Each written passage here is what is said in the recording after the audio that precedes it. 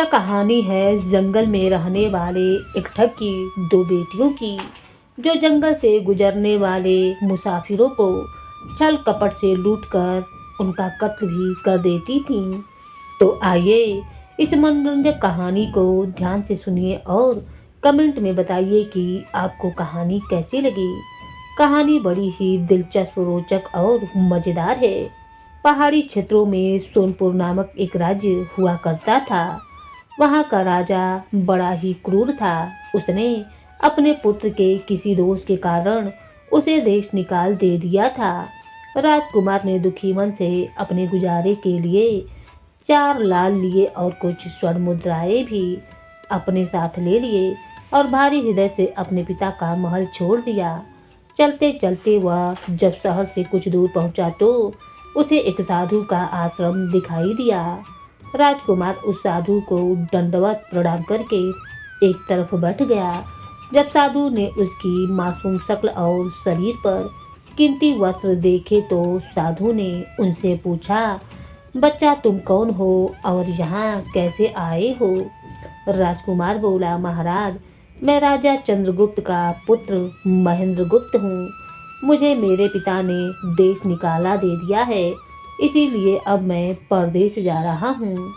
रास्ते में आपका आश्रम दिखाई दिया तो मेरे मन में आया कि आपके भी दर्शन करता चलूँ। साधु ने महेंद्र प्रताप की बात सुनकर कहा, बस तुम एक इंसान हो और परदेश जा रहे हो, इसीलिए मैं तुम्हें 4 बातें बताता हूँ। तुम उन बातों पर अमल करना। परदेश में यह बातें तुम्हारे अवश्य ही काम आवेंगी। पहली यह कि परदेश में एक से भले 2 होते हैं। दूसरी यह कि परदेश में दूसरे के हाथ का बना खाना मत खाना। अगर खाना भी पड़े तो पहले किसी जानवर को खिला देना। तीसरी बात यह कि परदेश में किसी दूसरे की बिछाई हुई चारपाई पर मत सोना। अगर सोना भी हो तो पहले बिस्तर को अच्छी तरह से झाड़ लेना। चौथी बात यह कि यदि कहीं शत्रुओं के फंदे में फंस जाओ तो जहाँ तक हो सके नरमी और ज्ञान की बातें सुनाकर अपना उद्देश्य प्राप्त करना। साधु ने कहा, मेरी यह 4 बातें हमेशा ही याद रखना। साधु की बातें सुन साधु को प्रणाम कर राजकुमार परदेश चल पड़ा। जब चलते चलते बहुत दिन बीत गए तो वह एक जंगल में पहुंचा। वहां उसने देखा कि एक चील एक कछुए के बच्चे को लेकर उड़ी जा रही है। संयोगवश बच्चा उस चील के पंजे से निकलकर गिर गया। महेंद्रगुप्त ने कछुए के तड़पते हुए बच्चे को देखा तो उसे बड़ी ही दया आई। उसने मन में सोचा कि इस बच्चे को पालना चाहिए। इस बच्चे को पालने से 2 बातें होंगी। पहली तो यह कि इस बच्चे के प्राण बच जाएंगे और दूसरी यह कि साधु द्वारा कही गई पहली बात भी पूरी हो जाएगी कि सफर में एक से भले 2 होते हैं और इससे बातें करते हुए दिन भी आसानी से बीतेगा। यही सब सोच विचार कर महेंद्रगुप्त ने बच्चे को अपने साथ ले लिया। अब सफर में उसके साथ वह कछुआ का बच्चा भी हो लिया। कुछ दिन के सफर के बाद राजकुमार को एक अच्छा सा स्थान दिखाई पड़ा। उस स्थान पर पहुंचकर उसने कुछ खाया पिया और फिर कछुए के बच्चे से बोला, तुम यहाँ बैठे रहना, मैं जरा थोड़ी देर सो लूं। यही कहकर महेंद्रगुप्त एक पेड़ के नीचे सो गया। उसी पेड़ के ऊपर एक सांप और एक कौवा रहते थे। उन दोनों का यह दस्तूर था कि जब कोई मुसाफिर उस पेड़ के नीचे ठहरता तो सांप उसे डस लेता और कौवा उसकी आंखें निकाल लेता था। नाग ने जब सोते हुए मुसाफिर को देखा तो पेड़ के नीचे उतरा और राजकुमार को डस लिया। सांप के डसते ही तुरंत राजकुमार के प्राण पखेरु उड़ गए। कुछ देर में जब कछुए की नज़र महेंद्रगुप्त पर पड़ी तो वह उसे मरा देखकर बहुत घबराया और महेंद्रगुप्त के ऊपर बैठकर रोने लगा। तभी कौवा भी पेड़ से नीचे उतरा और ज्यों ही उसने महेंद्रगुप्त की आंखें निकालनी चाही, त्यों ही कछुए ने झपट कर कौवे की गर्दन को मुंह से पकड़ लिया। कौवे ने बहुत जोर लगाया मगर कछुए ने उसे नहीं छोड़ा। तब कौवे ने सांप को पुकारा। कौवे की आवाज़ सुनकर सांप आ गया। उसने बड़े जोर से कछुए की पीठ पर डंक मारा, परंतु कछुए ने अपना मुंह भीतर कर लिया। सांप ने कई बार कछुए की पीठ पर डंक मारा, किंतु हर बार कछुआ अपना मुंह अंदर करता था। जब सांप का कछुए पर बस नहीं चला तो उसने कछुए से प्रार्थना की कि तुम मेरे मित्र को छोड़ दो।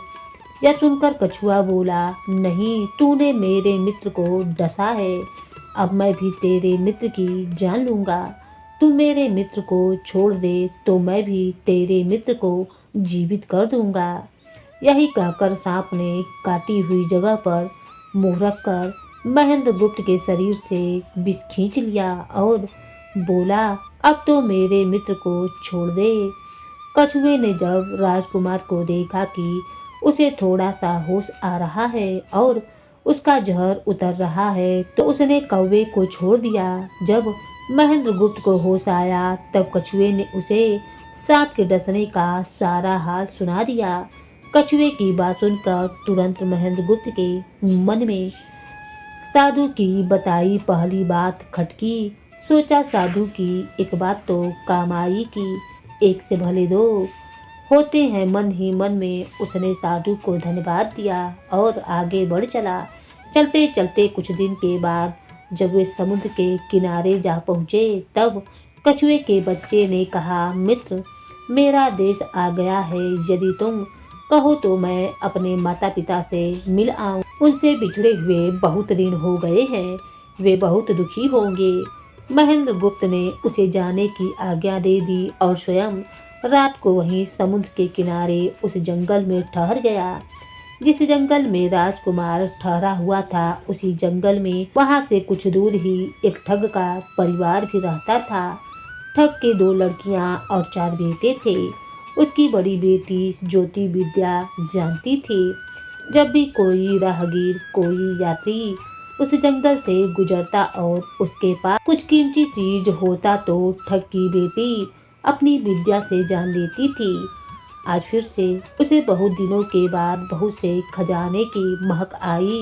उसने अपने पिता से कहा, ऐसा प्रतीत होता है कि इस जंगल में एक पथिक आया हुआ है।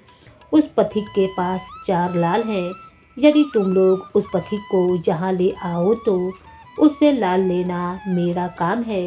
यदि वे लाल हमको मिल जाए तो हम जन्म भर के लिए निहाल हो जाएंगे, परंतु उस पथिक को मारना मत, उसे जीवित ही पकड़ लाओ। ठग अपने बेटों के साथ तुरंत उसकी तलाश में निकल पड़ा। वे थोड़ी ही दूर चले होंगे कि उन्होंने देखा कि एक आदमी एक पेड़ के नीचे सो रहा है। उसे देखकर उन्होंने सोचा कि यह वही पथिक हो सकता है जिसके पास लाल है। वे उसे पकड़ कर ले गए और अपनी बड़ी बेटी के हवाले करके बोले, इससे लाल निकलवाना अब तेरा काम है। ठग की बड़ी बेटी ने पूरे आश्वासन के साथ कहा, तुम लोग चिंता मत करो, मैं इससे लाल निकलवा लूंगी। ठग की छोटी बेटी ने जब महेंद्रगुप्त को देखा तो वह दिलो जान से उस पर मोहित हो गई। पहली ही नजर में वह अपना दिल उस नौजवान राजकुमार को दे बैठी। भाइयों के डर से कुछ कह तो नहीं सकी, लेकिन मन ही मन उसको बचाने की युक्ति सोचने लगी। कुछ देर के बाद ठग की बड़ी बेटी ने खाना बनाया और उसमें जहर मिला दिया। वही खाना उसने महेंद्रगुप्त को परोस दिया। जब थाली महेंद्रगुप्त के सामने आई तो उसने खाने के लिए निवाला तोड़ा। जैसे ही उसे खाने को हुआ तभी उसे साधु की कही गई दूसरी बात याद आ गई। उसने थाली में से थोड़ा सा भोजन निकालकर कुत्ते के सामने डाल दिया। जैसे ही उस खाने को कुत्ते ने खाया वह तुरंत मर गया। यह देखकर महेंद्रगुप्त ने भोजन नहीं किया। उसने अपने मन में सोचा कि साधु की दूसरी बात भी काम आई। अपनी इस चाल को असफल होते देखकर ठग की बड़ी बेटी को गुस्सा तो बहुत आया, परंतु वह अपने गुस्से को अंदर ही अंदर पी गई।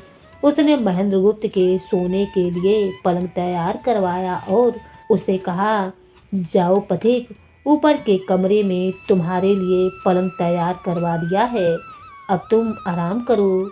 कई दिनों के सफर की यात्रा के कारण थका हुआ राजकुमार जब ऊपर आया तो उसे बढ़िया धुली हुई चादर पलंग पर बिछी हुई दिखाई दी। सोचा जो हुआ सो हुआ, कई दिनों के बाद चैन की नींद तो सोने को मिलेगी। वह जैसे ही पलंग पर बैठने को हुआ तो उसे साधु की तीसरी बात याद आई कि परदेश में हमेशा बिस्तर को झाड़कर सोना। जैसे ही उसने बिस्तर को झाड़ा तो उसके होश उड़ गए। वह बिस्तर एक कच्चे सूत से तैयार किया गया था जिसके नीचे आग का कुआं था। महेंद्रगुप्त ने देखा कुएं के अंदर बड़े बड़े आग के अंगार धधक रहे थे। सोचा साधु की तीसरी बात भी काम आई। उसने एक बार फिर से मन ही मन साधु का धन्यवाद किया और पास पड़ी एक टूटी हुई चारपाई पर लेट गया। थोड़ी देर पहले जो राजकुमार चैन की नींद लेने की सोच रहा था, अब नींद उसकी आंखों से कोसों दूर थी। अब तो उसे अपनी जान के लाले पड़े हुए थे। सोचने लगा, आज की रात बचना बड़ी कठिन है। तभी ठग की छोटी बेटी मौका पाकर आई और कहने लगी, हे प्रिय, मैं तुम पर दिलो जान से न्यौछावर हूँ, परंतु आज की रात मेरे बस में कुछ नहीं है। आज की रात मेरी बड़ी बहन की बारी है। जिस तरह भी हो सके बस आज की रात मेरी बहन से अपने प्राण बचा लो। कल मेरी बारी है। हे स्वामी, मैं तुम्हारी दासी हूँ, मैं तुम्हें साफ बचा लूँगी। इतना कहकर ठग की छोटी बेटी चली गई। जब सब लोग खाना खा चुके तो ठग की बड़ी बेटी ऊपर बने कमरे में चली। सोचा अब तक तो पथिक जलकर राख बन चुका होगा, परंतु जैसे ही वह कमरे के अंदर आई और देखा कि पथिक तो बिल्कुल सही सलामत टूटी हुई चारपाई पर लेटा हुआ है तो उसके क्रोध की कोई सीमा ना रही। तुरंत उसने कटार निकाली और क्रोध से बोली, हे पथिक, या तो अपने चारों लाल मुझे अभी अभी सौंप दो, वरना मैं तुमको मार डालूंगी। उसी समय महेंद्रगुप्त को साधु की चौथी बात याद आई कि कहीं शत्रुओं के फंदे में फंस जाओ तो जहाँ तक हो सके नरमी और ज्ञान की बातें सुनाकर अपना उद्देश्य प्राप्त करना। उसने सोचा कि आज रात बचना बड़ा ही मुश्किल है, परंतु साधु की चौथी बात भी आजमानी चाहिए।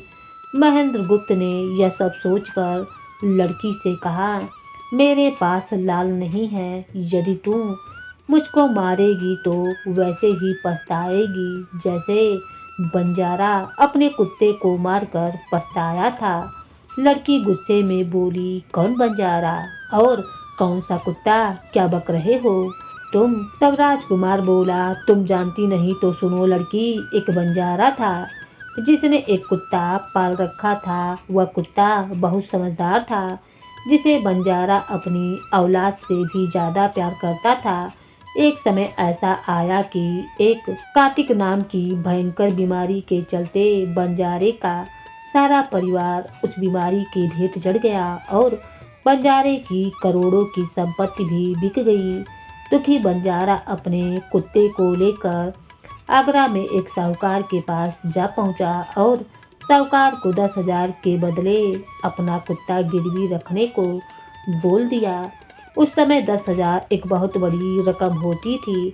पहले तो बनिए ने बंजारे को मना कर दिया, परंतु फिर कुछ सोचकर उसने बंजारे को 10,000 रुपये दे दिए। कुछ ही समय बीता था कि एक रात सेठ के घर पर डाकू घुस गए। बंजारे का कुत्ता सब हरकत देख रहा था। सोचा, भोंकू तो परिवार के सब लोग उठ जाएंगे और यह डाकू उनका भी कत्ल कर देंगे। वह चुपचाप बस उनको देखता रहा। जब डाकू सेठ के घर से चोरी किए हुए धन को लेकर चल पड़े तो कुत्ता चुपचाप उनके पीछे पीछे हो लिया। सेठ के पास इतना धन था कि डाकू उसे निकाल तो लाए थे, परंतु अब उनसे वह लेकर चला भी नहीं जा रहा था।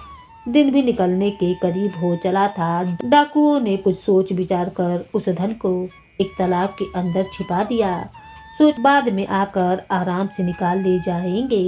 कुत्ता डाकुओं की सब करामात देखकर चुपचाप वापस घर गया। सुबह हुई तो सेठ के घर कोहराम मच गया। पता चला कि चोर सारा धन निकाल ले गए हैं। सेठ का रो रो कर बुरा हाल था। आसपास के लोग उसे दिलासा दे रहे थे। सेठ ने रोते रोते कहा, मैंने सुना था बंजारे का कुत्ता बहुत समझदार है, परंतु यह नमक हराम तो एक बार भौंका तक नहीं।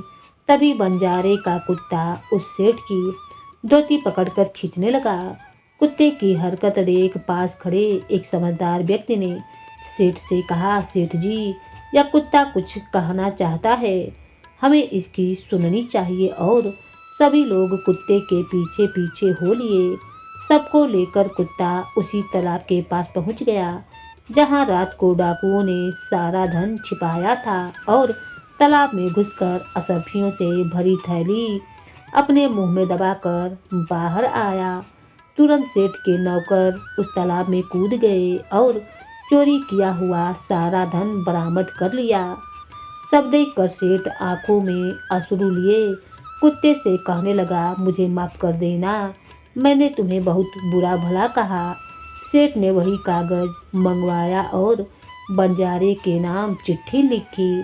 भाई बंजारे, तेरे कुत्ते ने मेरे 10,000 पूरे कर दिए हैं। मैं तेरे कुत्ते को तेरे पास भेज रहा हूँ। अगर तुझे और भी 10,000 रुपयों की ज़रूरत हो तो मेरे पास आकर ले जाना। इतने समझदार कुत्ते को मेरे पास छोड़ने के लिए तहे दिल से तुम्हारा धन्यवाद। बनिया चिट्ठी कुत्ते के गले में टांग उसे नम आंखों से विदा कर दिया। कुत्ता घूमता घूमता जब 4-5 दिन के बाद बंजारे के पास पहुंचा तो कुत्ते को आता देखकर बंजारे के तन बदन में आग लग गई। वह कहने लगा कि मैं तो तुझे बनिए के पास गिरवी रखकर आया था और तू वहां से भाग आया। तूने मेरी बेइज्जती करवा डाली। गुस्से में अंधा हुआ बंजारा तुरंत पिस्तौल निकाली और कुत्ते को गोली मार दी और सिर पकड़कर वहीं पर बैठ गया। कुछ देर के बाद जब उसकी नज़र कुत्ते के गले में टंगी हुई पर्ची पर पड़ी, तब बंजारा वह पर्ची निकालकर उसे पढ़ने लगा।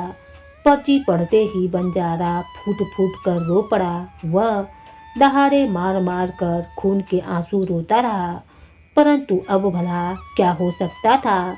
बंजारे की कहानी सुना महेंद्र गुप्त ठग की बेटी से कहने लगा, एक और कहानी सुनो लड़की। एक राजा के पास एक बहुत ही समझदार पढ़ा हुआ तोता था।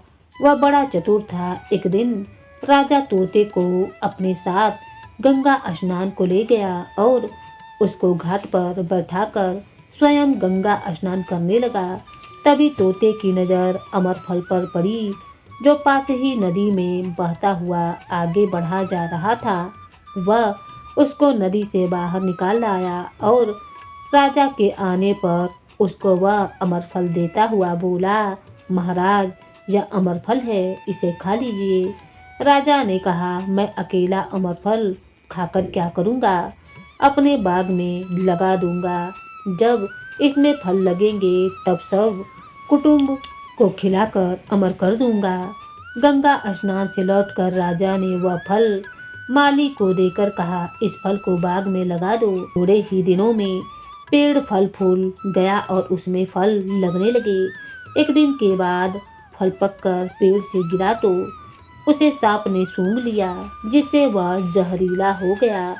अनजान माली वह अमर फल लेकर राजा के पास आया। राजा फल को देखकर बहुत ही खुश हुआ और कुछ सोचकर वह फल पहले कुत्ते को खाने को दे दिया, क्योंकि राजा बड़ा ही नीतिवादी और विचारवान था। वह जानता था कि बिना सोचे समझे किसी भी वस्तु को खाना ठीक नहीं होता। राजा ने जो ही वह फल कुत्ते को खिलाया, कुत्ता मर गया। यह देखकर राजा ने क्रोधित होकर अपने तोते से कहा, बेईमान तोते, तू हमें जहर देकर मारना चाहता था। यही कहकर राजा ने क्रोध में आकर तोते को मार डाला और माली से कहा, इस पेड़ के चारों ओर घेरा डाल दो जिससे कोई इसका फल न खा सके। एक दिन उसी शहर में एक सास बहू में भीषण लड़ाई हुई।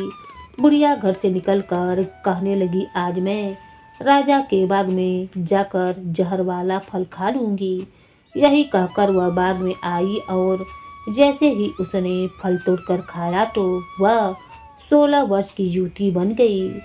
जब राजा को यह समाचार मिला तो उसे सारा माजरा समझते देर न लगी। राजा को बड़ा ही दुख हुआ। वह कहने लगा, वास्तव में यह अमर फल ही है। मैंने व्यर्थ में ही इतने समझदार तोते को मार डाला। इतनी दास्तान कहते कहते सवेरा हो गया। तब ठग की बेटी ने महेंद्र गुप्त से कहा, आज तो तूने मुझे बातों में लगाकर अपनी जान बचा ली, परंतु आज रात मेरी छोटी बहन की बारी है। वह तुम्हें हरगिज जीवित ना छोड़ेगी। जब ठग की छोटी बेटी को पता चला कि महेंद्र गुप्त जिंदा और बिल्कुल सही सलामत है तो उसकी खुशी का कोई ठिकाना न रहा। अपनी बहन को देखने के लिए ऊपरी मन से बोली, तुम निश्चिंत रहो बहन, मैं आज इसे लाल लिए बगैर छोड़ने वाली नहीं हूँ। दिन बीता और रात हुई। तब ठग की छोटी बेटी महेंद्र गुप्त के पास गई और बोली, भगवान का शुक्र है जो तुमने चालाकी से अपनी जान बचा ली। महेंद्र गुप्त बोला, तुम सब ऐसा क्यों कहते हो? तब ठग की छोटी बेटी बोली, हमारी तो यही रीति है कि मेरे भाई और बाप मुसाफिरों को पकड़कर लाते हैं और हम बहनें अपनी चालाकी से उनसे माल हथिया कर उन्हें मार डालती हैं। फिर वह बोली, परंतु तुम चिंता मत करो, अब मेरी बारी है और मैं तो तुम्हें दिलो जान से तुम्हारी दासी हूँ, तुम्हें चाहती हूँ, तुम्हें जैसा समझ पड़े वैसा ही करो। यह सुनकर महेंद्र गुप्त बोला, प्रिय, तुम भी मुझे देखते ही पसंद आ गई थी। दिल करता है कि हर पल तुम्हारे पास ही रहूं। तुम अपनी बड़ी बहन की तरह नहीं हो, तुम एक नेक दिल औरत हो। तुमसे मेरा कुछ भी छिपा हुआ नहीं है। उसकी बात सुनकर ठग की बेटी ने कहा, तुम कहते हो कि मुझसे कुछ भी छिपा नहीं है, तो फिर वे लाल कहाँ हैं? महेंद्र गुप्त ने कहा, वह चारों लाल मेरी जंघा में है, अगर तुम निकालना चाहो तो निकाल लो। राजकुमार की बात सुन ठग की बेटी कहने लगी, प्यारे, वह लाल तुम्हें ही मुबारक हो। मैं तो तुम्हारी दासी हूँ, तुम्हारे दर्शनों की प्यासी हूँ। मुझे तुम्हारे सिवाय और कुछ नहीं चाहिए। यह सुन महेंद्र गुप्त बोला, जो कुछ तुमने कहा वह तो सब ठीक है, लेकिन यह प्यार और प्रेम की बातें सब धरी रह जाएंगी जब हमारे शरीर में प्राण ही नहीं रहेंगे, क्योंकि जब तुम्हारे बाप और भाइयों को इसका पता लगेगा तो हम दोनों की खैर नहीं। तब ठग की बेटी बोली, तुम चिंता मत करो, मेरे पास इसका भी उपाय है। आज रात को सबके सोने के बाद हम यहाँ से भाग चलेंगे और कहीं दूर रहेंगे जहाँ कभी मेरे भाई और बाप पहुँच ना सकें। महेंद्र गुप्त बोला, परंतु यह सब होगा कैसे? वह ठग की बेटी बोली, यहाँ से निकलने का एक ही उपाय है। मेरे पिता के पास 2 घोड़े हैं, एक तो दिन भर में 60 कोटी है और दूसरा दिन भर में 100 कोस चलता है। तुम उनमें से बड़े वाले को खोल लेना, तब तक मैं हम दोनों के लिए कुछ धन बांध कर रख लूंगी। जब आधी रात हुई तब महेंद्र गुप्त बाहर निकला और एक घोड़े को खोलने लगा।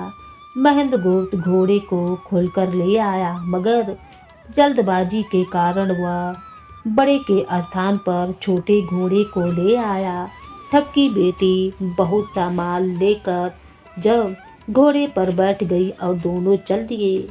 घोड़ा जब चलते चलते 60 कोस पहुंचा तो जंगल में रुककर खड़ा हो गया। बीच जंगल में घोड़े को खड़ा देखकर महेंद्र गुप्त और ठग की बेटी के होश उड़ गए। ठग की बेटी बोली, अनर्थ हो गया। तुम रात के अंधेरे में बड़े घोड़े की जगह छोटे घोड़े को ले आए हो। मेरे पिता और भाई आते ही होंगे, वे हमें नहीं छोड़ेंगे। इधर जब सवेरा हुआ तो ठग ने देखा कि उसकी बेटी और मुसाफिर दोनों ही गायब हैं। उसने सोचा कि निसंदेह वह बदमाश मेरी बेटी को भगा ले गया है। तबेले में जाकर देखा तो पाया कि छोटा घोड़ा भी गायब है और बड़ा घोड़ा वहीं पर पड़ा हुआ है। वह सोचा ज़्यादा दूर नहीं गए होंगे और घोड़े पर सवार होकर उसने उसे तेजी से दौड़ा दिया।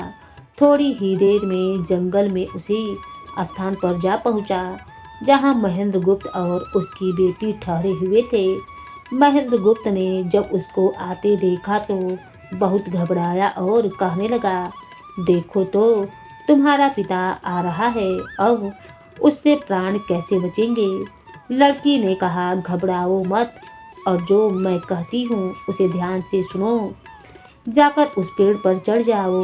जब मेरा पिता तुम्हें पकड़ने के लिए आएगा और पेड़ पर चढ़ेगा तो मैं चुपके से बड़े वाले घोड़े पर चढ़कर उसको तुम्हारी डाल के नीचे खड़ा कर दूंगी। तुम कूदकर उस पर बैठ जाना। इस प्रकार हम दोनों बचकर साफ निकल जाएंगे। यह सुनकर महेंद्रगुप्त तुरंत पेड़ पर चढ़ गया। तब तक ठग भी वहां पर आ पहुंचा। पिता को देख उसकी बेटी ने हाथ जोड़ते हुए कहा, पिताजी, यह दुष्ट मुझे धोखे से यहाँ भगा लाया है, आप इसे छोड़ना नहीं। यह सुन गुस्से से तिल मिलाया ठग महेंद्रगुप्त को पेड़ पर चढ़ा देकर घोड़े को उसके नीचे लाकर उतरा और उसे पकड़ने के लिए पेड़ पर चढ़ने लगा। बाप के घोड़े से उतरते देख मौका पाकर ठग की बेटी बड़े घोड़े पर चढ़कर उसे महेंद्रगुप्त की डाल के नीचे पेड़ के पास ले आई। महेंद्रगुप्त तुरंत कूदकर उस पर बैठ गया। महेंद्रगुप्त के बैठते ही ठग की बेटी ने घोड़े को दौड़ा दिया। ठग देखता ही रह गया। ठग की बेटी और महेंद्रगुप्त कई दिनों तक रास्ता तय करके एक शहर में पहुंचे और दोनों वहीं पर बच गए। वहां महेंद्रगुप्त ठग की बेटी के साथ आराम से दिन गुजारता रहा और जब उसके देश निकाले की अवधि पूरी हो गई तब वह उसको लेकर अपने राज्य चला गया और उसके साथ शादी कर लिया। हंसता खेलता जीवन व्यतीत किया। तो दोस्तों, यह चतुर ठग और राजकुमार की कहानी आपको कैसी लगी कमेंट बॉक्स में जरूर बतलाइएगा। धन्यवाद। एक समय की बात है, एक छोटे से गांव के पास एक घना जंगल था। उस जंगल में कालिया नाम का एक कुविख्यात ठग रहता था। कालिया बहुत ही चालाक, निर्दयी और खतरनाक था। उसकी क्रूरता के किस्से दूर दूर तक फैले हुए थे। राहगीरों को लूटना, उसकी संपत्ति छीनना और कई बार उन्हें मार भी देना, यह सब उसके लिए आम बात थी। वह अपने अपराधों से डरता नहीं था और न ही उसे अपने किए पर कोई पछतावा था। लेकिन कालिया का जीवन केवल क्रूरता तक ही सीमित नहीं था। वह अपनी पत्नी और एक मासूम बेटी राधा के साथ रहता था। राधा उसकी आंखों का तारा थी। उसे इस बात का जरा भी अंदाजा नहीं था कि उसका पिता क्या करता है। राधा सीधी सादी धार्मिक प्रकृति की लड़की थी। राधा सीधी सादी धार्मिक प्रकृति की लड़की थी। उसका समय पूजा पाठ के, बच्चों को पढ़ाने और माँ के साथ घर के कामों में गुजरता था। कालिया ने अपनी बेटी को अपने अपराधों की सच्चाई से हमेशा ही दूर रखा। वह राधा से बहुत प्रेम भी करता था और नहीं चाहता था कि उसकी मासूम बेटी को यह पता चले कि उसका पिता एक ठग है। एक दिन गांव में यह खबर फैली कि एक संत स्वामी दयानंद गांव में आए हैं। लोग उनकी शिक्षाओं से प्रेरित हो रहे थे। संत ने लोगों को सिखाया कि जीवन में सच्चाई, ईमानदारी और दया सबसे बड़े धर्म हैं। स्वामी दयानंद का एक दिन जंगल से गुजरना हुआ। कालिया ने उन्हें देखा और उनके पास जाकर उनका रास्ता रोक लिया। वह उनके झोले को छीनने की कोशिश करने लगा, लेकिन संत ने मुस्कुराते हुए कहा, कालिया, तू मुझे लूटने नहीं, अपने ही कर्मों से हारने आया है। तेरा अंत तेरे ही पापों में छिपा है। यह सुनकर कालिया चौंक गया। किसी ने उसे इस तरह चुनौती कभी नहीं दी थी, लेकिन वह उनके शब्दों को नज़रअंदाज करते हुए उनका झोला लेकर वहां से चला गया। उसी दिन राधा ने गांव में संत की बातें सुनी। उनके उपदेशों में वह खींच गई। संत ने कहा था, हर इंसान में अच्छाई होती है, चाहे वह कितना ही बड़ा पापी क्यों ना हो। जब प्रेम और सत्य का दीप जलता है तो अंधकार खुद ब खुद गायब हो जाता है।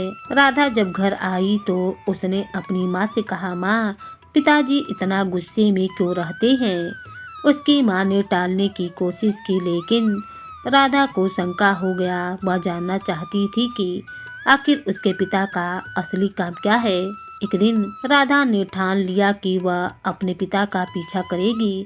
अगली सुबह जब कालिया जंगल की ओर गया तो राधा चुपके चुपके उसके पीछे पीछे चल दी।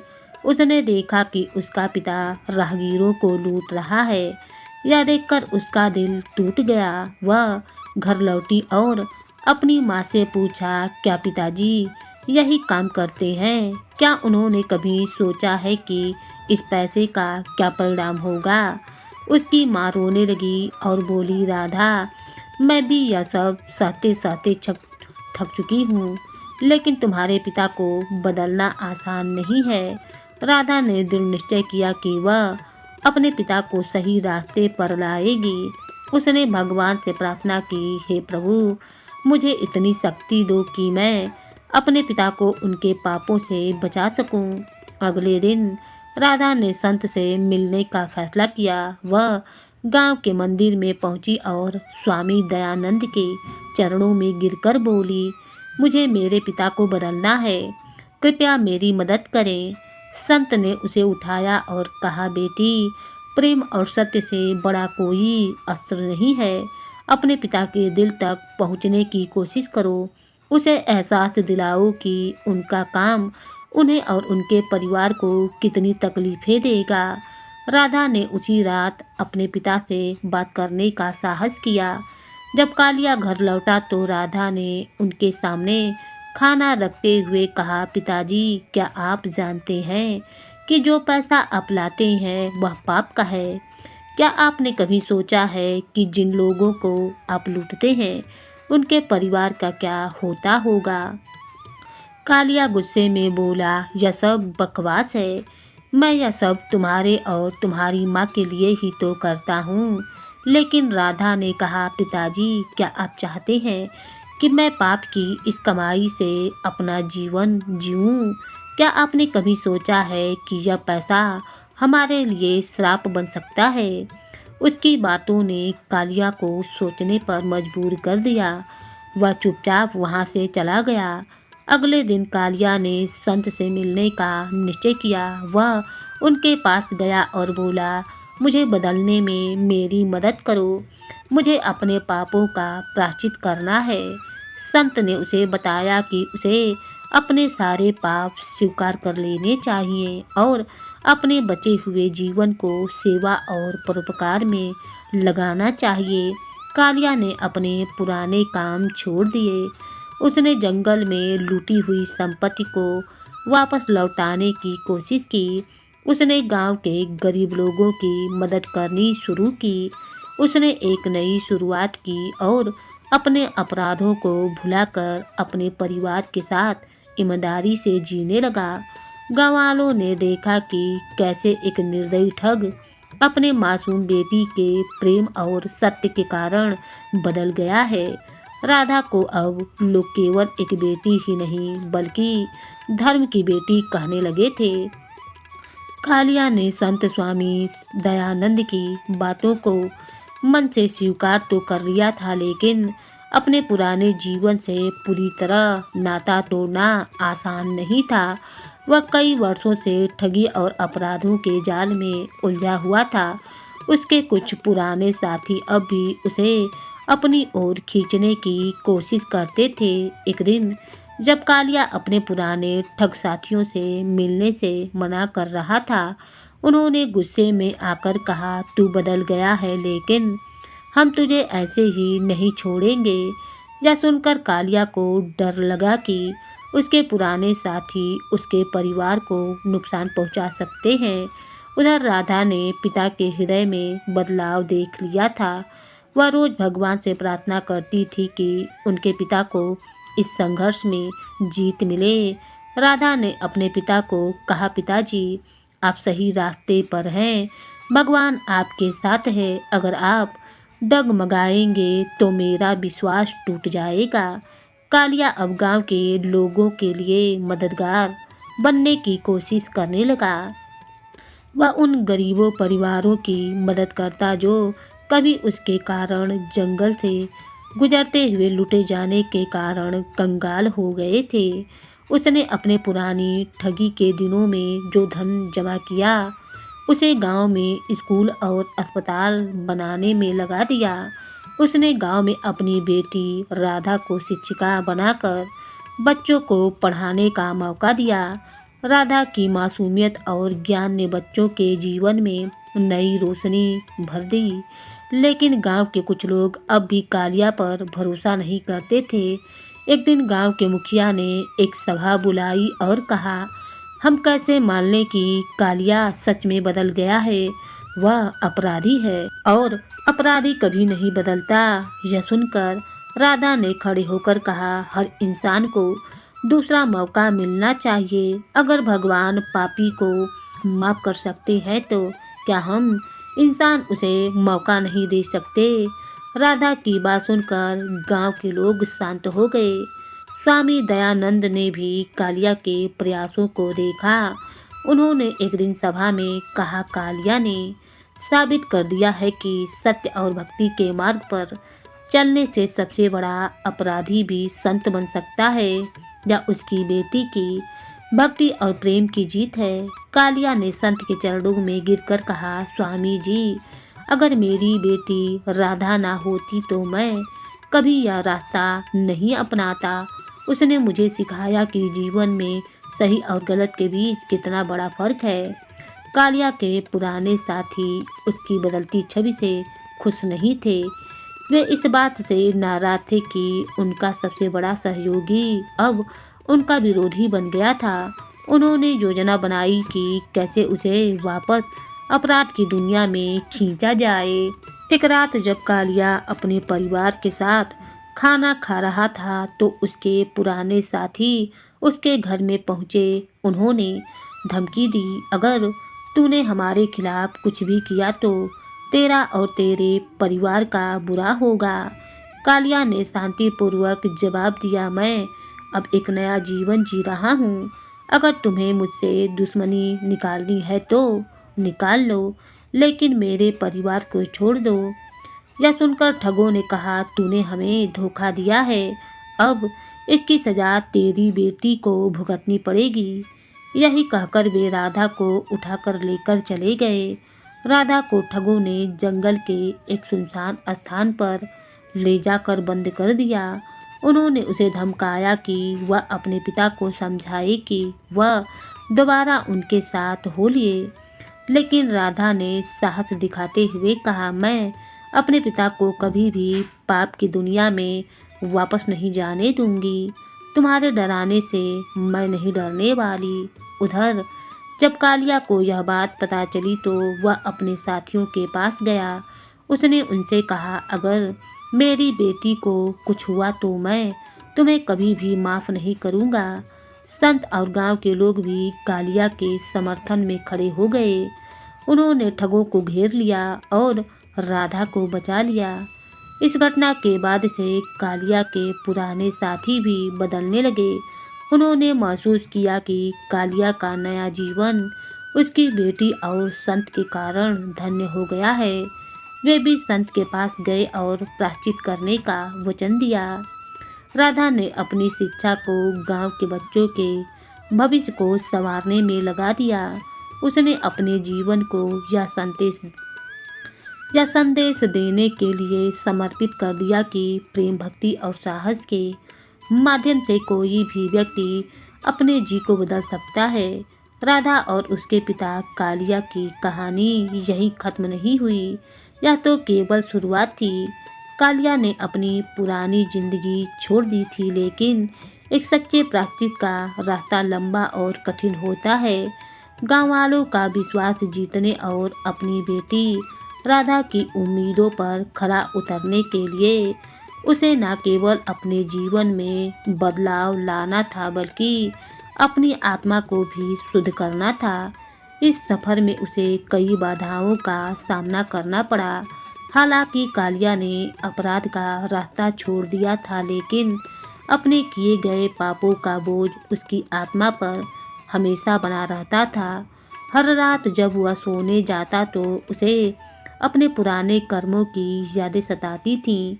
जिन राहगीरों को उसने लूटा था, जिन परिवारों को उसने तबाह किया था, उनके चेहरे उसकी आंखों के सामने बार बार एक रात जब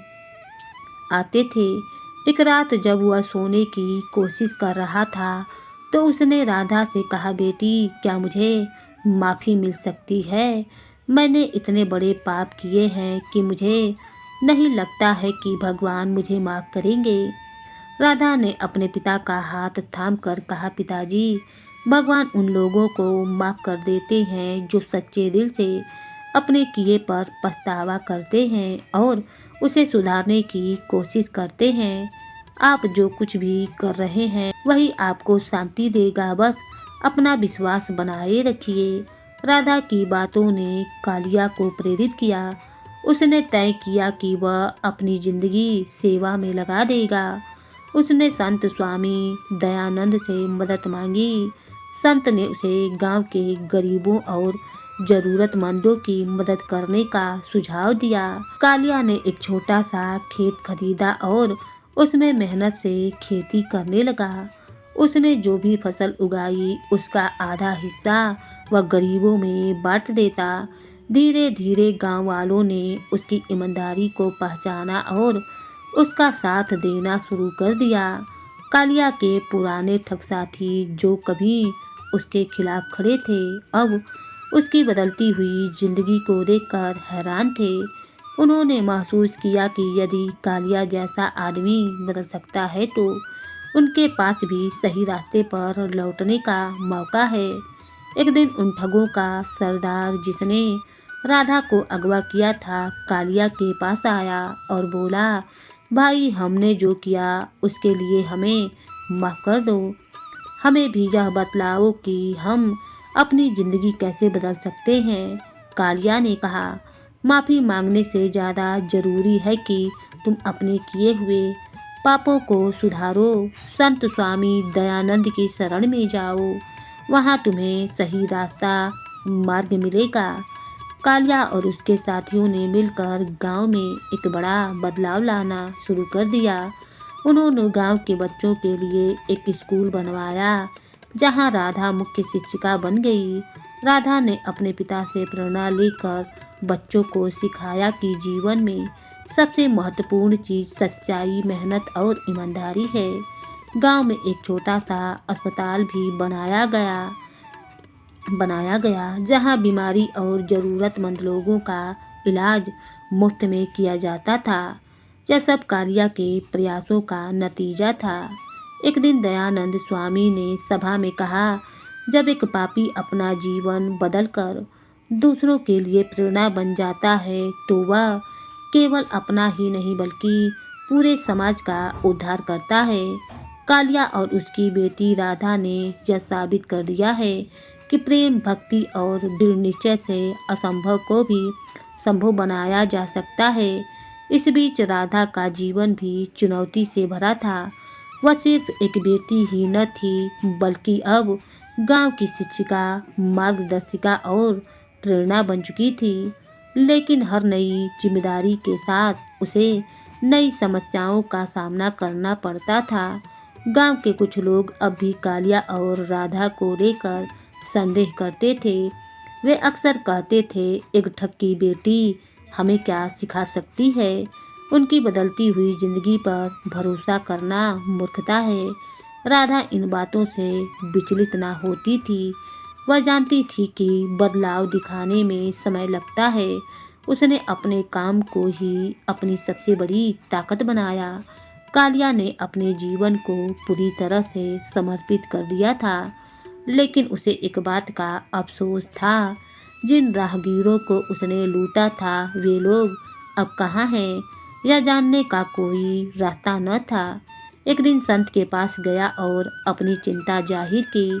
संत ने कहा, तुम्हारे प्रायश्चित का सबसे बड़ा प्रमाण यह है कि तुम अब दूसरों की मदद कर सकते हो। जो गलतियाँ तुमने की थी उसका असर मिटाने के लिए यह सबसे सही रास्ता है। कालिया और राधा की मेहनत और भक्ति से न केवल उनका परिवार बल्कि पूरा गांव बदल गया था। लोग अब दूसरों की मदद के लिए आगे आने लगे। गांव में नई फसलें उगाई जाने लगीं, शिक्षा का स्तर बढ़ा और गरीबों को सहारा मिला।